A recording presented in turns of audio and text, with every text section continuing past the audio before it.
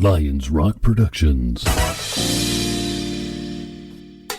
This is Jay This Moore. is Greg Proops. This is Jordan Harbinger. This is Dexter from The Offspring. This is Nathan This is East. Sebastian Younger. This is Rick Marotta. This is Stuart Copeland. This is Mick Gillette. This is Andy Summers. Hey, this is Skunk Baxter. This is Gabby Reese. This is Rob Bell. Hey, this is John Leon Guerrero. Hey, and this is Pete A. Turner. Hi, I'm Dr. Sujay, and you're watching the Break It Down Show. And now, the Break It Down Show with John Leon Guerrero and Pete A. Turner. Yeah, our friend Harlan suggested I have you on the show, and I do what Harlan says because he has great clients, and I love to talk to the people that he has in his world. You, Dr. Sujay, you're incredible. You and I can also say Ambassador Sujay. Hey, yeah, all of the above. Oh, you can say Dr. Fabulous now. Dr. Fabulous. Yeah, you are fabulous. You do. I mean, whatever it is, you get it done. I mean, whether you're a professor at Harvard or writing 10 books, 12 books, 13, 15 books, writing, speaking, and doing things. You are a force, lady. Well, you know what? You have to stay in a lane at a time. Like when you're on the highway, you can't drive in all three lanes. So I focus on what I'm doing at that particular time and it gets done. And then that adds more length to the highway. And I think people have to know sometimes you are multifaceted. And sometimes you're not. And so you have to know what you're really capable of doing and do that well. You seem like someone who's motivated to not only get things done yourself, but show others how to get things done. I'm going to be unfair to the younger generations here. A lot of them feel like there's something holding them back. But in so many ways, we are the one nation where nothing has to hold you back. I mean, look, everybody's got to fight something to get. But how have you figured that out? Is it your generation? What is it? Because you definitely get things done. Well, I'm a proud boomer. In fact, I just applied for Medicare. I can't believe it. You have to when you're 65 in this country. But I'm just one who's been surrounded by supportive people. My parents let me fly. And so what you're looking at is 64 years of experience, where I wasn't hindered. And even though, like you said, everybody has to fight something, you figure out how to either work around it, work through it, or bust it down. But you keep on going, or you go where there is receptivity. And so I have tried to make my life where they didn't like me, move on. And fortunately, my parents gave me financial freedom. So there were jobs that if I felt like you were just racist and not trying to help me go forward, you were sexist, not trying to help me go forward, you stay for enough to make sure your resume paint is dry. But if it wasn't the right atmosphere, it's like, well, this is not for me any longer. Yeah. No. Hey. Goodbye. Right. That takes some courage, though. Where does that courage come from? Coming from historical parents who started as sharecroppers and had to do a whole lot to get to where we are now, and their parents and foreparents before them who, were forced labor in this country, you keep going and you get your strength and you kind of make sure you surround yourself with your village and positive villagers, and you do it. You eat well, you live well. We socialize well.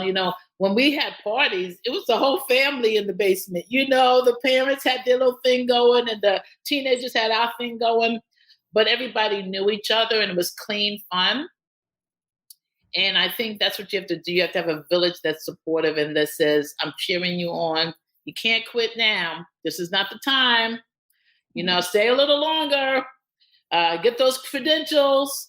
And so when the doors and the opportunities opened, I was credentialed, I was experienced, and I was ready for the moment. I heard a man, Dr. George Fraser, he said, don't get ready, be ready.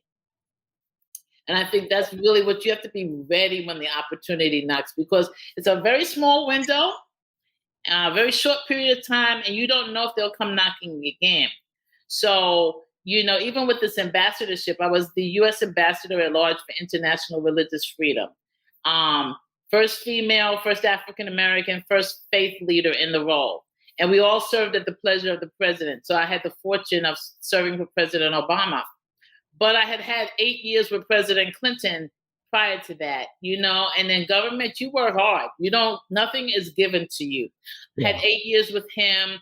I had at that time 30 years of senior pastor of a congregation in inner city New York. You work hard as a pastor. And all of that together. So they said, we know your faith experience, we know your political experience, but do you have any international experience? And, all of that together. So I had just made a list of all the countries I had traveled to, starting at age 14, where I studied abroad. And I was able to send them a list of like 20 countries I had been to. And they were like, can you send that over? And I was like, yeah. So it was just a matter of pressing the send button. So here you have faith leader, political participant, and someone who's internationally traveled. So they were like, we have this position called U.S. Ambassador for International Religious Freedom, and we think you're the right fit for this. Now, it has to be a Senate confirmation process, but on paper, you match the job description. So are you willing to kind of go the extra mile and go through what it takes? And I was like, yes. Number one, it was my 30th year of being a senior pastor in the Bronx, New York, and I was tired. I was like, had done what I felt my mission was in that place. I was young enough, my family was strong enough for me to be able to say, yes, I can travel. Yes, I can move to Washington. And you have to have all the pieces in place. And so when the Senate confirmation hearings came, and they were tough, no one, what we see on TV with the Supreme Court justices and the cabinet, we have to go through that as well. It's just not as televised, but nobody gives you anything. In fact, this is probably the toughest thing I've had to go through in a long time. And I had to go through two because my first nomination was held. But you feel like I can do this. So it took a year and a half, and 2 confirmation hearings later, I was unanimously voted in. But when the going gets tough, the tough get going, and you have to be able to be tough enough. I think Secretary Clinton used to say when she was running for office, you have to have thick skin. You can't cry every time they look bad at you or say something bad. That lady has got rhino skin. She's tough as nails. Yes. Yeah. Look, I'm not even a fan of hers, but I respect the hell out of how tough she is and how and the doors she's opened and knocked down. I mean, ladies from your generation especially have really taken the opportunity offered and done incredible things. I mean, it is incredible. I wanted to ask you about those Senate confirmation hearings. You said televised. I think we also need to say the word politicized, because I'll watch Lindsey Graham point his finger at people. I'll watch Kamala Harris point her finger at people because the camera is there and they want to be seen. Yeah. Was it politicized as well? Or do you think there is, it drives me crazy that people put party before the qualities of the person themselves. Oh, yes, very politicized. And at that time, it was not just Republicans, Democrats, it was also the Tea Party. Oh, and they were adamantly opposed to any of President Obama's nominations. Some say it was, in terms of their political party. Some say it's because of their racial, issues. Yeah. And it was really both. And so it only took one person to hold my hearings, and that person was a Tea Partier. And at that point, you don't have to identify yourself. You just kind of say, she's not going through. I aced the questions. I mean, there was like, everybody in the room was like, where did you find this woman? Yeah. And then you hold my vote. So, and you're not guaranteed a second hearing. But It was very interesting because people on the other side of the aisle came to my rescue and basically said, you know what, we feel like you're the right one for the job. And so it was wonderful. So there's a point in the hearings where they say, well, the family of Susan Johnson Cook stand up, and it's supposed to be my immediate family. And all of these people from both sides of the aisle stood up together. So it was this wonderful display of unity and undergirding. And so that's how I started off my ambassadorship. So I'm very, very grateful. There's a power in being a pastor, running a flock. And like you can put the best speech in the world out, but the time someone spends in your chamber talking to you, you getting to know that one kid and saying those, you don't even know you're doing it. You're just being a pastor. But 10 years later, 20 years later, they're like, you know what? You changed my life with this one sentence. I mean, you have 100 stories like that. So yeah, the sermons are important to move the flock a little bit, but it's those one-to-ones And if your job is to go do what you're describing as an ambassador, who better than someone who's well educated, who's got decades, in the pulpit? I mean, I'm glad they realized that with you. Yeah, it was, and I was the first faith leader in this role that's called International Religious Freedom. And what I was able to do was, I was able to bring all faith leaders together. It didn't matter whether you believed or not believed. There were agnostics, atheists, but whatever. And they were like, we're sitting at the table. And so that, what we call the Religious Freedom Roundtable, is still going on. I was able to institutionalize that. Bring women to the table. There had never been women at the foreign policy and national security table. So we called it Female Faces of Faith. And that's still going on. So when you're able to move the needle a little bit and to hear it's literally 10 years later that it's still going on, then you say, you know what, if I can make it happen, even in a small bit, just like in the pastorate, if I can make that one child who I go to court with life better, then I am making a difference. And so now this stage of life is more about legacy. My writing, my speaking, the groups I work with, it's about what can I pour out and deposit into this next generation of leadership. Not to do it the same way I did it, but to take the principles and to model what success looked like. And what I tell them now is, now my models are pre-COVID. And so you are the first generation that's gone through the pandemic as a leader. And so you have to create models that work for you. But these are principles that are always going to work. Be kind to people, be reciprocal, mentor. All of those things will work no matter whether it's pandemic or post-pandemic. Be kind to people, be generous, show up, give 102% if you have to, but show up and make the difference in people's lives. I want to ask you, this is interesting to me. I watched that a couple of years back. There was that Ruth Bader Ginsburg documentary. And, you just feel, I felt so proud that there was this woman who just shook the earth with her legal arguments and everything. And just, incredible. But then also I watched the Clarence Thomas story, and it's also incredible. I mean, you see this dude come out of nowhere, just as poor can be. His grandpa going, you can live here, slip up once and you won't live here anymore. And recognizing that his race was a thing, especially from where he was raised. He's like, and I couldn't just be good. I had to be better every single time, get perfect scores on tests. And it drove me incessantly to do these things. But we don't see that same victory story here in the nation. For some reason, we accept one, but we reject the other, and in either direction. Why is that? Well, you spoke earlier about respecting Secretary Clinton, and I certainly do.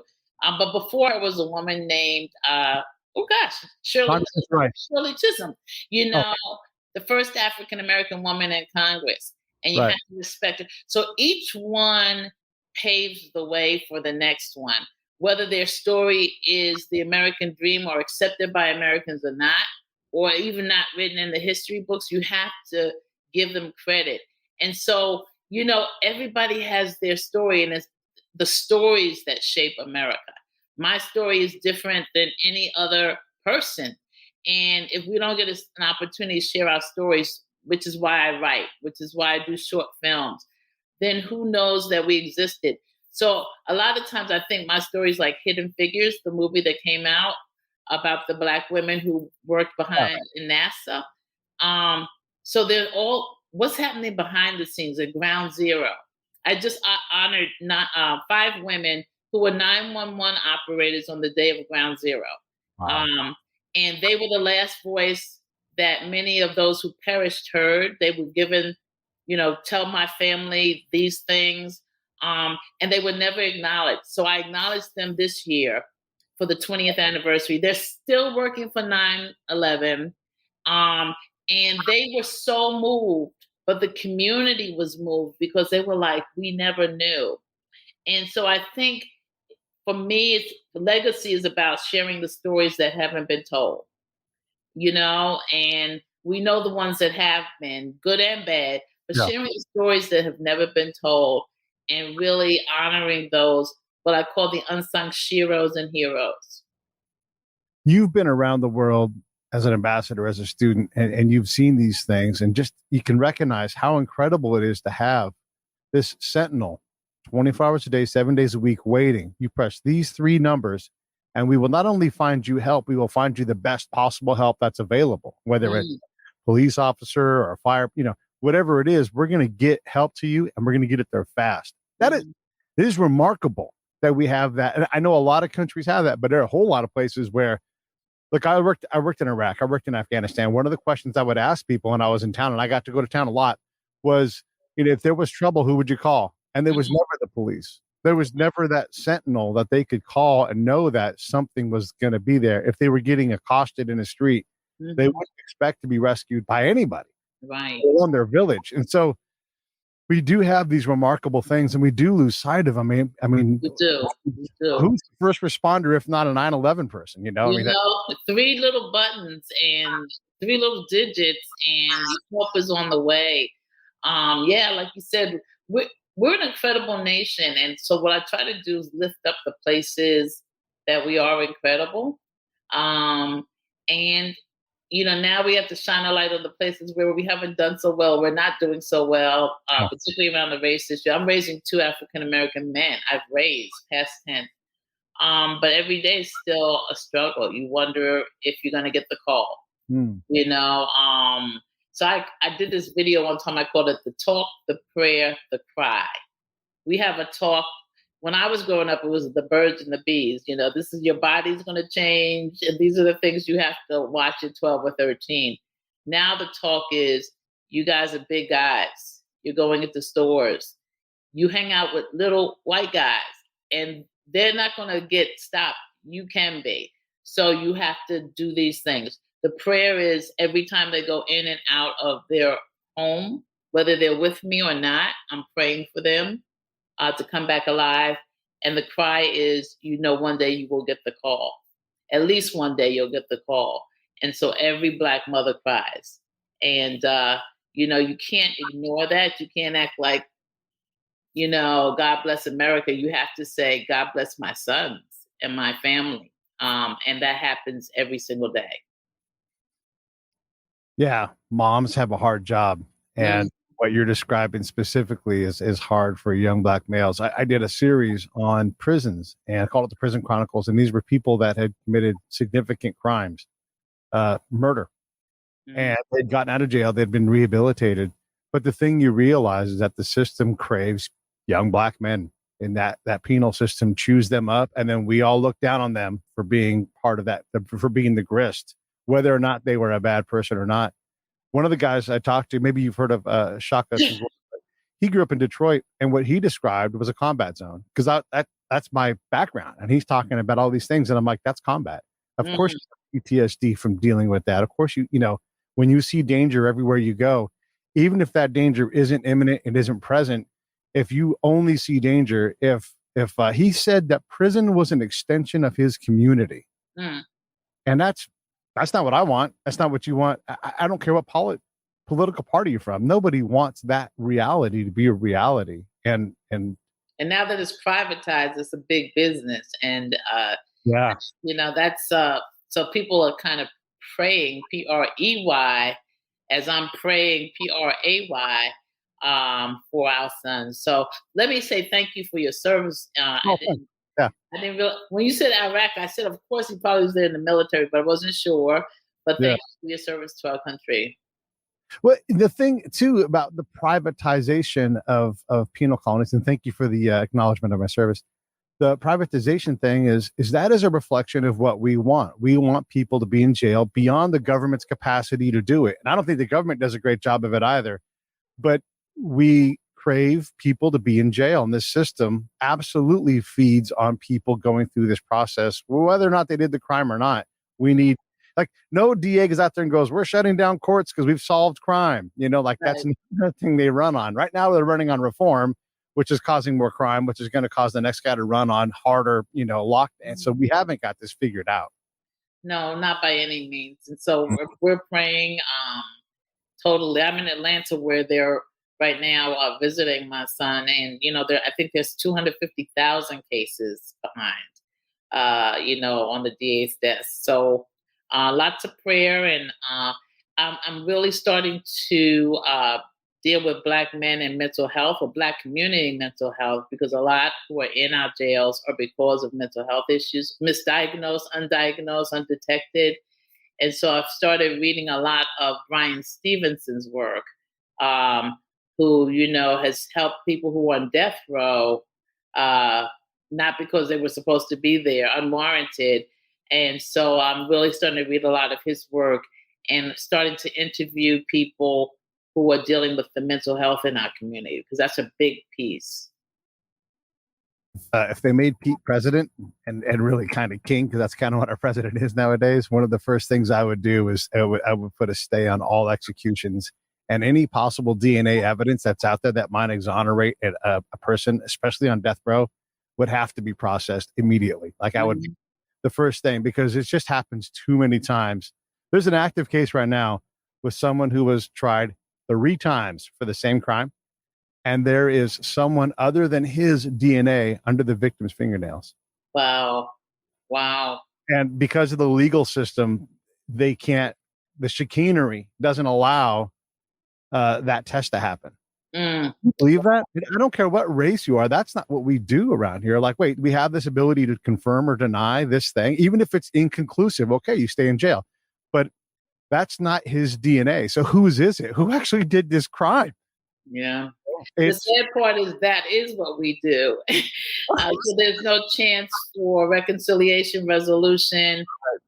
So yeah, it is what we do. So like I said, I'm 64. I'm seriously thinking about going to law school. Another thing, but really just my late brother was the first Black ADA in the Bronx and the first Black assemblyman in the Bronx. Yeah. And so he was a legal whiz, and I'm sure he would be taking up some of this now. But I'm just like, if we don't help, if we don't collaborate with people like Bryan Stevenson, then how do we get these cases resolved and moved along? Yeah.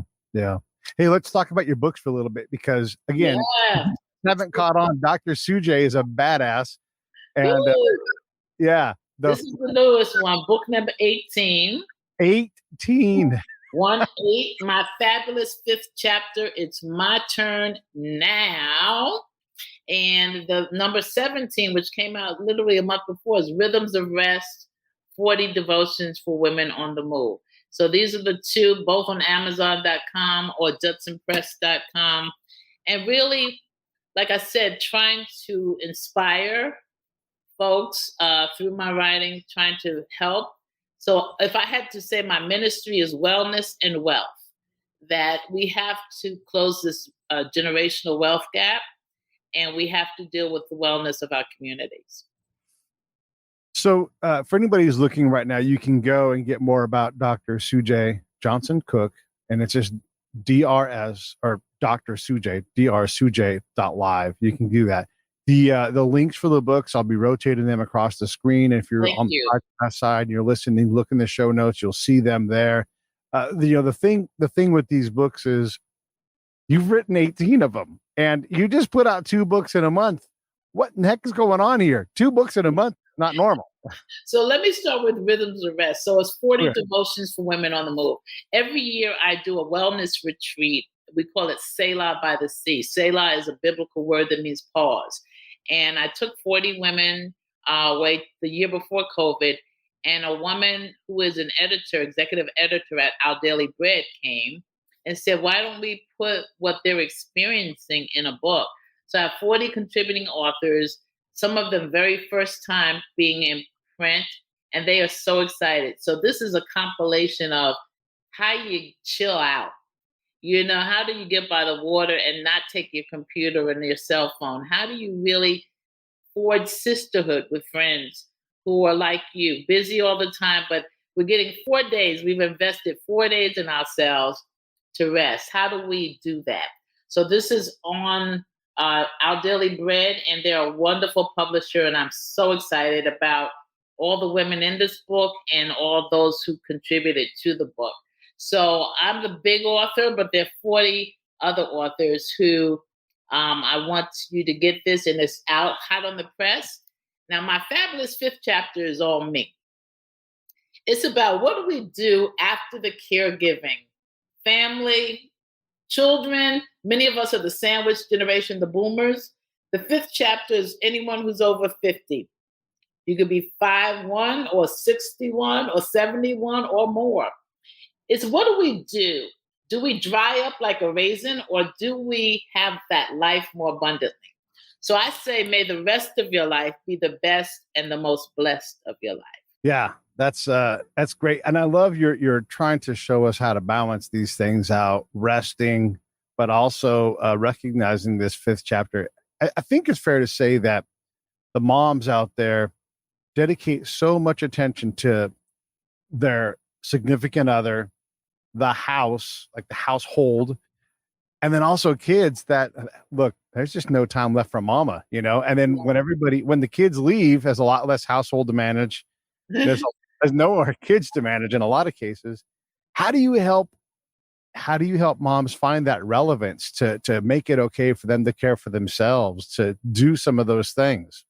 So the very first litany is I give myself permission. It is all the holes are off. Anything that's been holding you back, I give myself permission to have fun, to play sometimes. So I had some girlfriends that I'm very close to who came up from Washington, D.C. to New York. We went to see the Broadway show Tina, about the life of Tina Turner. And if she could be proud Mary with her legs going at 80, we could, at whatever age we are, be proud, whatever your name is, and have some fun. And afterwards, we went to dinner and we laughed and and we're very close. So one is to have a circle of sisterhood, that people who just like having fun, who don't put any holes on you. Number 2 is to do some things that are fun. So I say to women of faith, we know how to pray well, but do you know how to play well?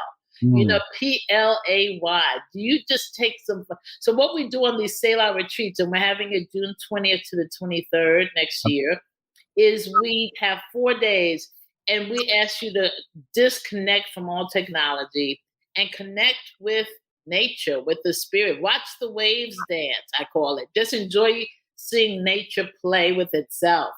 And then you have 40 other women who have come who will want to share time with you. So use that time. Or if you want to be just still enough by yourself, to take that and take the chill pill. And so we have in the middle of every day, like the Europeans have siesta, we call it mush time. M is for get a massage. U is sit under an umbrella. S is for take a siesta, or whatever begins with S, sisterhood time. And the H is hush time. And you have the choice for 4 hours in the day. We don't program it so tightly that you can't take time. But for 4 hours, you can do one of those mush things. And so we encourage you to do that. That sounds like my kind of thing. I like mushing. Mush time, just mush. Okay, so mush time is great. How do you get better at go time? How do you get better at like, okay, now I've mushed, I've rested, now I need to be on task. Again, like it's just, there's so many things to tackle, especially with this damn thing right here all the time, distracted. Yeah. How do you teach focus and get people going in the right direction after they've mushed? Because rest is important for renewal. You hear things, you can think of things more clearly when you take some time, what we call downtime in the world.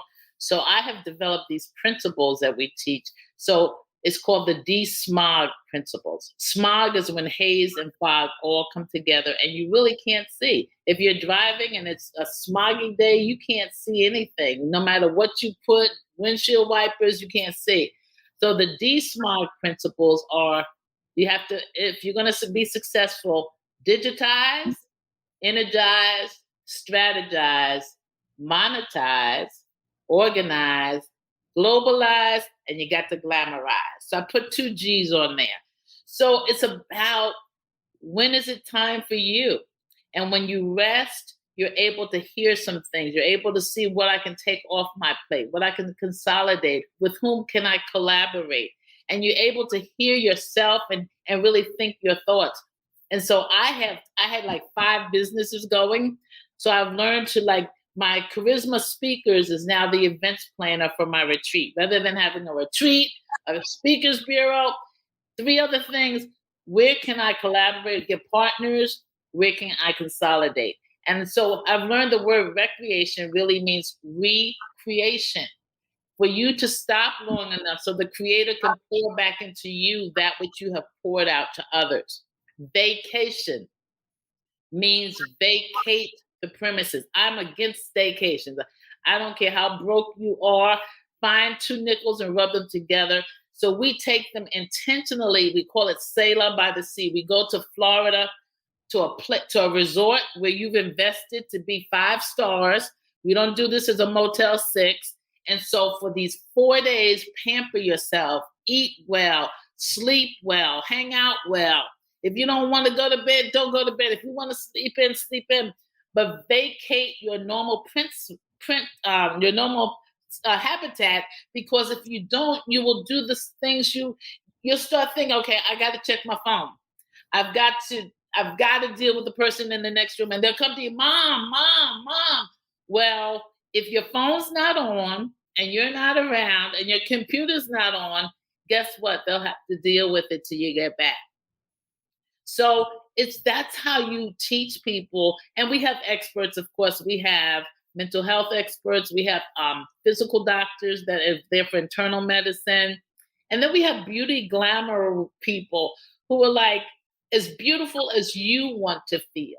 You don't have to look like the model, as pretty as you want to feel inside, because your inside's going to reflect your outside. And so it's really about building the confidence and esteem or reconnecting with what was already there. But unless you take the downtime, you never can be up. Who's out in front of you? Like when you go and you need this kind of counsel for yourself to figure out chapter 6 or, the next thing you need to do, who do you go to? Who do you look for? Well, a couple of things. I think every pastor has to have a pastor. I have like 5.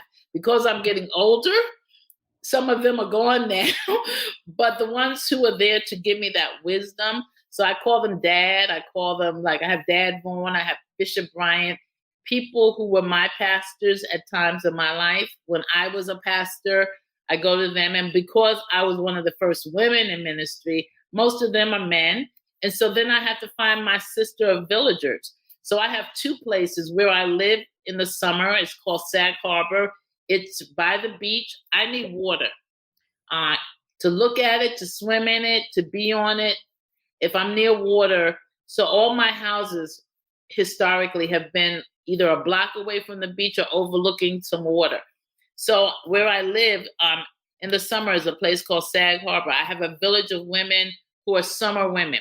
And we can be on the beach together. It doesn't matter what you look like in a bathing suit. In fact, who cares? But we'll sit on the beach. We have a circle together. And I know anything in the summer, they're going to check with all 7 of us. Like, do you want to go out to eat? Do you want to go to the movies? Whatever. I'm going to be in that circle. And then in Washington, D.C., the circle I went with to see the Tina Turner Broadway show, we have been close for decades. And again, I lived across the street from them. So if we were going to look at fall foliage, if we were going to just celebrate somebody's birthday, one was going to bring the champagne, one was going to rent the limousine, one was going to make the hors d'oeuvres, and I may be the host for the party, And I knew that there were 6 other women, still are 6 women, that no matter how we move, are going to look out for me. I travel enough where I'm in these places frequently. And so I have women pretty much in every major city that I can be with if I want company, or if I want to be alone, they'll respect that. And I stay in a hotel. So that's who I go to for counsel, for friendship. At this stage and age, so many people are coming to me. I'm like, oh my gosh, am I the matriarch? I really didn't want this role. But I do that through organized institutional stuff. So I'm running a program called Black Women in Ministry. We got a grant through the Lilly Endowment. And so 50 women, 25 mentors are trained to mentor 25 newer women in ministry. And again, I'm pouring into them so that they can get the wisdom and experience that I've had. So, there's somebody over in front of me, pastors, and then there are people that are coming to me, but then I have people that are here right next to me that I'm walking with, and we share each other's pain, sorrow, joy, birthdays. And you know what? At this point, we don't talk about sorrow too much. I mean, if someone has a death in the family, certainly, but we're like, if we're still alive and we survive COVID and tsunamis and gunshots, then let's celebrate life. And that's really the tone of the Fabulous Fifth Chapter book. Let's celebrate that we're still here, the miracles that have happened, the pregnancies that didn't happen, when we were teenagers or whatever. Let's celebrate who we are, the families we have, and collectively, we're like raising each other's kids. Like, their aunt, whatever their first name is, to my kids, and vice versa. Their kids I'm Aunt Sujay. So we're loving life. We're not what they say, itching with a bee. We're loving life. No, I do know, and I think it's great that you have these communities. I'm similarly wired where I've always been, gregarious, outgoing. I have my introverted side, but sure. If I'm somewhere, even if I'm driving through, because I'll get my truck and I'll drive somewhere. I have no problem doing that. And if I drive through, say, Tucson, a couple of texts to go out, hey, I don't got time this time, but I'm waving at you as I whip by on I-10. Exactly. I do check in with my people, and I do try to get out. And sometimes they need me. Sometimes I need them. Sometimes all we need to do is maintenance chat, where we just check in and how are you doing? Pretty good. Like there's a lot in that, pretty good. There's a lot of. And my brother. What we need to know is that we're near each other if we needed each other. Yeah. Like I'm across the street. I'm here for 2 days. I'm going to DC in 2 weeks for a business experience. And I'm like, I have this one night free. Anybody want to join me for dinner? So we have 6 people. We get a round table. And literally 2 hours goes like that. Because by the time we go around and catch up and giggle and toast someone, the evening's over. But I know that that's available to me. And one of the reasons I wrote the book, Fabulous Fifth, is because as I traveled speaking, you've been a speaker as well. Sometimes you're in this holding room in the library. And as I was thumbing through books, there were books like Halftime by Bob Buford and other books that had analogies for men who were mainly pretty rich men who were in the second half of their lives, and we're looking at what do we give back? How do we make significance? And all of the analogies were like football and tackle and touchdowns. And I was like, I'm not included in this story, but there's another story for women who don't compromise our faith, but need to learn how to have fun. And so it's written for where there was a void, businesses, what's the solution? Where's the question that you're answering that no one else is? And so I've just learned kind of like, this has been my life. Take what you want, chew off of it. These are my suggestions from women I've observed or experienced. And these are the ways we had fun. These are the ways we worked out. So I call it fine, fit, fabulous, and having fun. Women of faith. All the F's. My brother passed away almost exactly a month ago today. Sorry.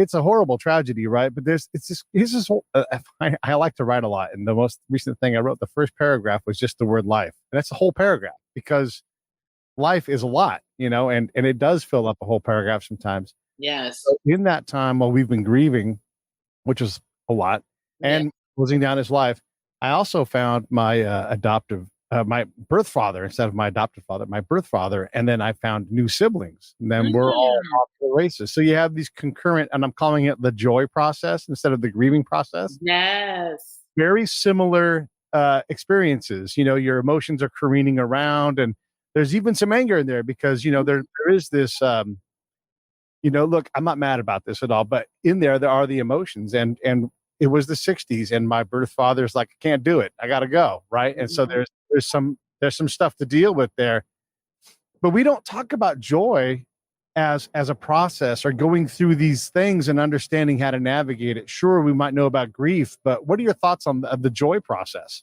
first of all, my condolences to you, but I'm so excited to hear you talk about joy because that is an emotion. And, I'm a scripture-based woman. It says the joy of the Lord is our strength.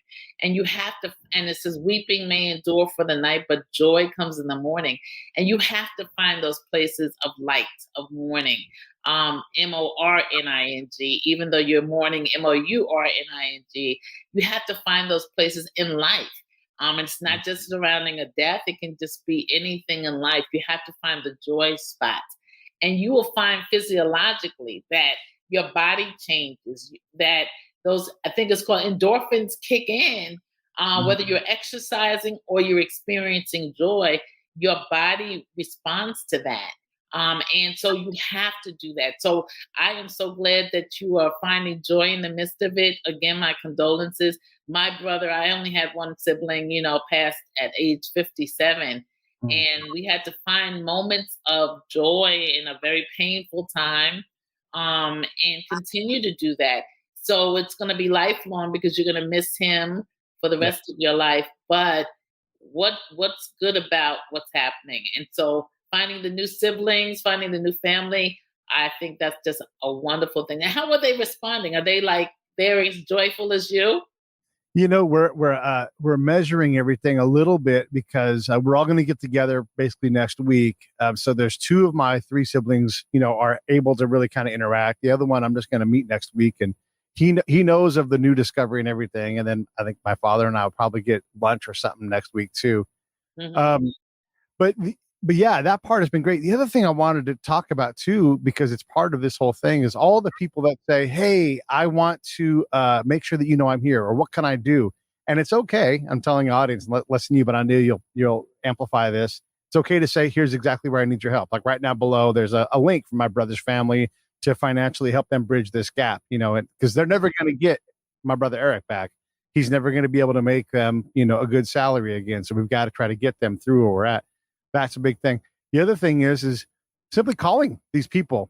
When someone is in the middle of their rope, it's okay to talk to them and care about them. You don't have to wait till they're at the end of their rope and out of energy, and can't, like, someone at the end of their rope can't reach out because all they can do is hang on to their rope and they isolate. So all of us need to reach out to those people. I feel that help you to manage things, and then think about, hey, my call might help somebody else. The reason why I found my siblings was, I'd waited 51 years and was like, man, it wasn't ever a priority. Then I realized I might be the missing piece in someone else's search. I didn't want to deny anybody that. And then all of the limiters went away, whoosh, gone. And I was like, oh, this could be something great for everybody. Let me now make myself available to it. Yes. That's awesome. So, it's about, we used to sing the song, this little light of mine, I'm going to let it shine. And it really, when you display joy, it really does shine. And that glow kind of becomes contagious. So, I have a friend who says, when I walk in the room, that's when the party starts, because she brings this energy and this joy, no matter what the situation is. It could be a wake of a funeral, but when she shows up, she's saying, I have arrived and I want to change the atmosphere from dull to energetic, from sad to joyful. And it really does happen. So I've kind of adopted it now. She just made 88.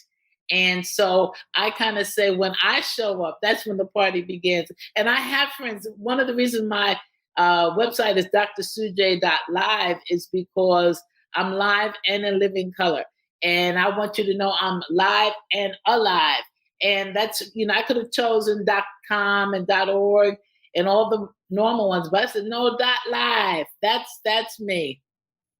I love it. I was actually going to ask about that because there's usually a thought process when you're like .com, org, whatever it's going to be. So everything I'm changing to .live, where I'm able to purchase that domain name. It's just like, that's kind of how I exist. And my parents were live. Like every Sunday, my dad was Baptist, my mother was Presbyterian. So we all went to church, but we weren't all in the same church. And then at the end of service, my mother would run home and start cooking. She was a great cook. And my dad would invite all these people literally from the community or from their churches. So every Sunday there was a social gathering at our house, every Sunday. And it was just the best way to grow up. So when I would leave for college, people were in my living room. When I come home from college, and it was the house people wanted to be at. And so I was never restricted on being alive. And, so we were preachers that partied, because New York has a social life that you don't sit in the corner and with a collar on and your Bible in your hand and say, I am so holy that I am not going to be social. No, you're a part of the fabric. And it's because you're human that people are able to see the spirit in you. And they're able to see what a life is like that makes mistakes, but also gets back on the right path and can model that for you. And I think that's, in addition to financial freedom, I think just freedom are the gifts my parents gave me, to not restrict me at 14 to go study abroad in Spain when they didn't even have their passports yet, but to say, okay, baby, everybody else in the school is going who speaks Spanish, so you're going to Spain. The kids who study French were going to France.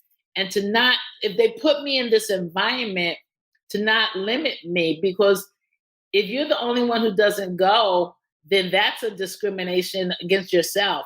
So they're like, no, we're going to find back then private school is $9,000 a year. And my parents only made like $4,000 back then. But they were like, no, we're going to place you where you can be positioned best for progress. And so everything that goes along with it. So if they're taking tennis lessons, then we're going to have to scrape up the money for tennis. If they're going to Spain. And so to be 14 and to land in Valencia, Spain, and then to come back to the Bronx, New York, where it was the Latinization of New York. So Puerto Ricanos were coming in, Puerto Ricano families were coming in, and many of the parents were first generation. So they were still only Spanish speakers. Their kids were now going to public schools, so they were kind of bilingual. And so to have this Black girl at 14 translate for the parents, this is what's happening in our community. And this is what they're learning in school. And this is how you have to go to parents' teachers' night. Even though they don't understand you, you have to show up. And so I knew life was going to be different. I knew life was going to be global. I couldn't articulate it, of course. Right. But I knew there was a world beyond 165th Street and the Grand Concourse that I wanted and that I was going to go for when I was able to go for it. So it's 14 was Spain. 19, I lived in Africa. There was a program that was like the precursor to the Peace Corps. They called it Operation Crossroads Africa. And we lived in the village with the indigenous people. And we had tents and mosquito nets, and we got bit up and all of that and backpacked. But again, it was like this world with college students from all over the world. Like there's something here. And so that just began a journey of salivating for more. Wow. And that was my life, which led to an ambassadorship where I had 199 countries in my portfolio and had visited 60 of them by the time I became ambassador. So I think everything, my lesson, we were talking about younger people, is that everything, even the things we call failure or losses, are lessons. And they're preparing you for wherever you're going to go. And you don't always know. You know where you'd like to go, but sometimes the path veers to the left, to the right, or there's a detour sign that said this highway is closed. You have to take this exit. But at least you've been on that road and you know what it's like to get back on the highway. I love all of that. And, there's just a lot of commonality, right? When you have these kind of lives. My father went to Presbyterian seminary. Sometimes it's not like that. It's incredible when you look at these things. My dad had a degree in, I guess you would call it divine music, and played the pipe organ. Oh, beautiful. Yes. Through music. And so when I was young, our church was going to buy a pipe organ, and he was the guy, like, go figure out what we need. And so he would grab me, and we would go to churches all over the Western states. But then also throughout his exploration of faith, whether it was seminary, just in general, I realized like there's not just Baptist churches, there's all kinds of Baptist churches. And, if you want to see people that celebrate God, you go to a Baptist church because you're not leaving for hours. No, you won't be there for a minute, a minute and a half, as we say. Yeah. So I was raised Presbyterian and confirmed Presbyterian, but my father's church was 10 blocks from my mother's in Harlem. So, Presbyterian church was an hour to the minute, it wasn't going over. You weren't going to hear a hallelujah. It was very prim. And so we would walk up to my dad's church, which was just warming up. And so I was raised in both traditions, and it was wonderful. So I ended up getting ordained in the Baptist world. But it was just so rich because I had these two faith communities that looked out for me. So my mother's church, they were like, where are you going to college? I'm like, I'm 5 years old. I just learned Dr. Seuss. And they were like, so where are you going to college? So they were putting into me, success, like failure is not an option. And my dad's church was like, so baby girl, we hear you want to go to whatever college it is. And they would put like in those days, a couple of dollars in your hand, which was saying, I can't send you to school, but I can send me with you to school. Take these $2 and get something that you need. And back then, $2 was a lot, but it was the sentiment saying we're with you. Yeah. And so I had that all throughout my life, so that again, when I got to school, some of them would bake cakes and they would wrap them in tinfoil and put them on Greyhound buses. We didn't have FedEx, we didn't have UPS. But again, they were like, this is what I do well. This is what I can afford. And so when you eat a piece of this cake, or when you share this cake with your college mates, you're sharing me. And so I just was like, oh my gosh, I'm about ready to cry because, oh wow. Yeah, those wonderful moments. Yeah. And those wonderful people in my life. Most of them are gone, but they were with me. Ooh, I didn't even know I was going to get that emotional, but yeah. And I let you run with it. I mean, that's what we got to do. And I think the bigger point here is that as we lose connection with a community that goes to church, because we're just not as big, and it's not a knock on anybody's form of worship, but when we say we don't believe in a deity, but we pray or we give it up to the universe, it's still a deity, right? Yes. So you can travel the world by traveling churches. I always talk about this. When I lived in Florida, there was the same Catholic church for different communities. So there was the white Catholic church that was very pious, and oh boy, the guilt. And there was, if there was instruments, it was all very toned down. And then the Brazilians would come in, and that same dude playing the same bass would go from doom, doom, doom, doom, doom, one string, to that same guy go, wow. And this is Stations of the Cross. Yes. Isn't it amazing?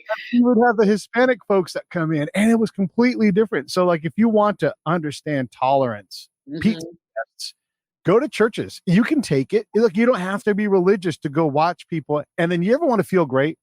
Be a visitor in someone's church. Look out. You're going to get welcomed and thanked and taught. And truly, and I say this specifically, you'll be blessed by the experience. And so you don't have to go to Spain, Yeah, and you learn cultures, and classes. We don't talk a lot about that in America, but there's a difference between the poor person who was the sharecropper and the person who is now gone from that to middle class, and you begin to learn the different cultures. So my mother's church, even though she and my dad began as sharecroppers in the South, and so her Presbyterian church in the South was one way, but when she came to New York, it was the beginning of the Black middle class. And so we were in church with the first Black judges and the first Black lawyers. And so there was this success in the atmosphere that we're making it together. When one of us wins, all of us win. Whereas in the South, it was, if one of us gets out of here and gets to the North, then you'll send back for the Southerners who are in the South if they want to come. But one of us has to so we're going to put all of our money together to get one of you up there. And so, you learn cultures, you learn classes, You learn what makes people tick. What do they do after church? Is also an experience. And so all of that is about the cultures. I wanted to share with you, because you talked about Catholicism, one of my favorite trips as U.S. ambassador was to the Vatican. So as a Black Baptist preacher, female, I would have never been invited to the Vatican. But as a diplomat, I am invited into the prayer quarters of the Pope, and then traveled with the Pope to Assisi from Rome. And I cannot tell you how that felt, to sit next to one of the most powerful men in the globe, and what the Holy Father meant to Catholicism, and then to be in the midst of this place where you have centuries of legacy and history, and it runs so well. And to be this diplomat I'm in awe of them, and they're like, will you come in and pray for the Pope? And I'm like, what? When would this happen in life? Like, when? Of course, and so it was Pope Benedict, but to have that experience, you can't duplicate that. And you can't make this stuff up, as they say, So it's a long way from my parents in the fields of Monroe, North Carolina, and Petersburg, Virginia, where they worked for someone else. It wasn't called a plantation, but it was as close to a plantation as you could get as a sharecropper. So they used an outhouse. And so we went from the outhouse to the White House. And to have their daughter to be able to walk in the front door of the White House and sit with two presidents and pray for them, and then to pray for the Pope, is like, wow. It's amazing, and it's a life journey, and I just value every experience, the good, the bad, and there's also been the ugly. And so just continue to pray with me and pray for me, and I'm not down and I'm not out. Just going through some rough patches every now and then. But because of my faith, I also believe that there's light at the end of the tunnel, but there's light in the tunnel too. No, I love it. I love it. I just want to point out that all of Dr. Sujay's books are available on Amazon, and there's a load of them. The two we're talking about today are Rhythms of Rest. It's like a daily devotional kind of book. And then you have My Fabulous Fifth Chapter, It's My Turn Now, which talks about phases of life. And if you are later on in your life, you have this freedom explodes. Instead of looking down like, oh my gosh, I'm getting old, my back, lifting you up. I love it. And I really appreciate you coming on. You're such a ray of light. And in a time when we're all just so torn apart and just intolerance is so easy, here you are talking about traveling the world and, through faith, having a prayer with the Pope or presidents coming from sharecropper families. I mean, it is what makes this country incredible if we allow it to be. Yes, we have problems, but also look at what you can do. The first this or the first that comes along. I mean, this is an incredible place. And if you ever deny it, I'm not talking to you, I'm talking to the audience. Right. Go talk to immigrant families. And when they see the opportunity here, I mean, there's so many people out in the world that are like, I just can't do anything here. But if I could get to America, look out. And that's why I always say, like, my favorite American's the next one, because look out. They're betting everything. They're leaving their home country and saying, all I need is a shot. I want that person here. I want that person to succeed. I want them to go give it their best. And we can all be their example. Very, very much so. I mean, Vice President Harris said this way. I'm the first. Ooh, I don't know what just happened. You're good on my end. Oh, really? Okay. So she said, I'm the first, but I won't be the last. And I say it this way, I'm the first of many, so that there must be others that you bring behind you. And finally, if you put my name in, if you put Suzan Johnson Cook, then all of my books will come in. I'm called Dr. Sujay, but my name is Susan Johnson Cook. So you put in the Z so you'll remember me. And it's been my honor to be with you. Thank you so much for having me. Thank you. Let me wrap this thing up. Stand by for one moment.